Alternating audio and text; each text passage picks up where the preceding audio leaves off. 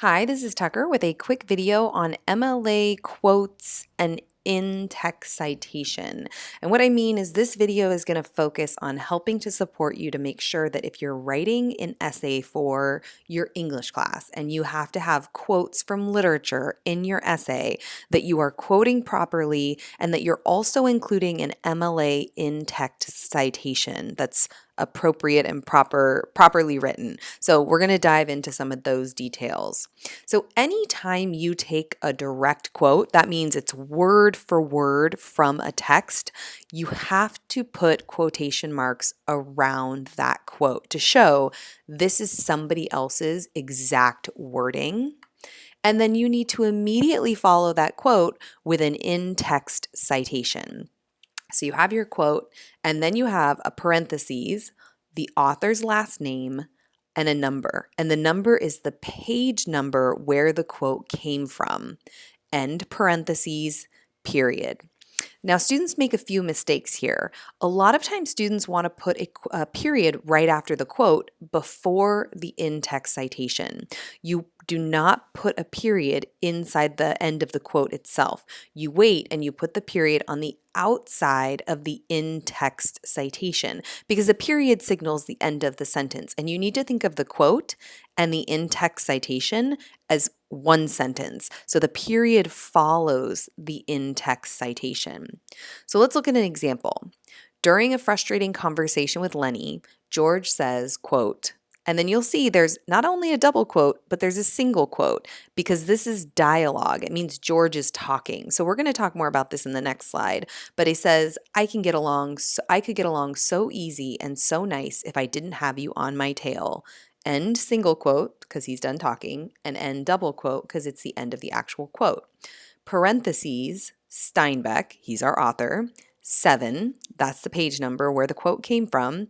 End parentheses, period. So I begin with a quote introduction, which I would always recommend you do. I have a video all about introducing quotes if you want to check that one out. But you don't want to just drop a quote. I call it like a cold drop into your paper without introducing it in some way. So definitely introduce your quote, and then you have your quote followed by your in-text citation and a period. Now, let's talk about this dialogue inside of a quote because this is really confusing. A lot of students get they're not sure exactly how to handle this. But when you have characters in a story or a novel talking to one another, that's called dialogue. And you have to use a single quote inside your double quotes to show that characters are talking to one another. You know, if you're just taking a section of the novel where nobody's talking, but the author's describing something or telling you about the setting, then you don't need the single quotes because nobody's talking. You just need your double quotes. But when somebody in the quote is actually speaking, you need the single quote inside the double quotes. And I think it just looks a little awkward because students aren't used to seeing it because in most novels there is some talking, but the majority of the novel usually isn't dialogue. So here's an example. After hearing a noise in the dark, Jem cautioned, "Hush a minute, Scout." Lee, 349, period. So after hearing a noise in the dark, Jem cautioned. That's my quote introduction.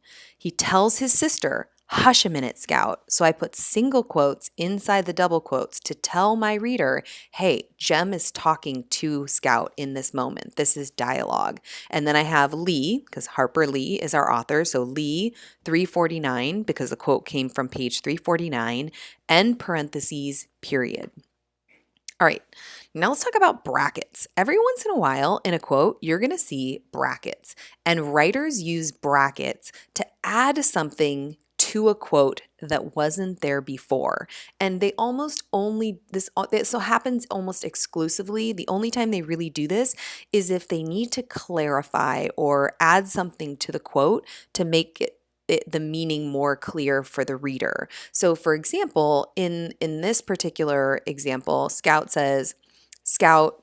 or the quote says, Scout, quote, wondered what he, brackets, Jem, was thinking, end quote, parenthesis, Lee, 349. So what's happening here is we have Scout talking to her brother, but the quote just has the pronoun he.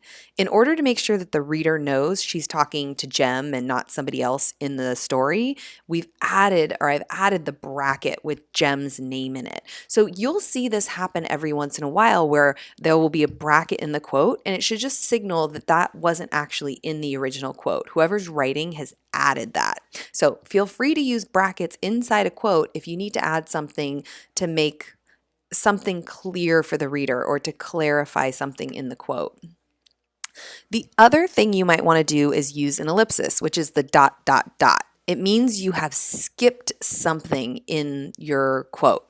So you can use the ellipsis to skip a word, a phrase, a chunk of the text that just is not important or really relevant to the point you're trying to make or the writer is trying to make. So if you want to use two parts of a paragraph, but the middle part, it's not super relevant, you can skip it by using that ellipsis. And what's nice about this is it helps writers to avoid including like really long quotes that one can be kind of overwhelming for a reader, and two, if there's only a couple sections of the quote that are really helping to support your point or are really relevant to your point, you don't want to include the whole long quote and then have it kind of lose its power for the reader. So for an example, he confided in Ralph that, quote, and then we have a single quote, which means somebody's talking.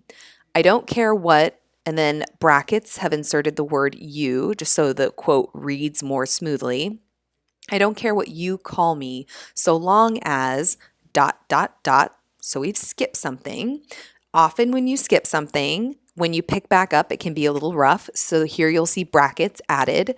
It's not, end bracket, what they used to call me in school.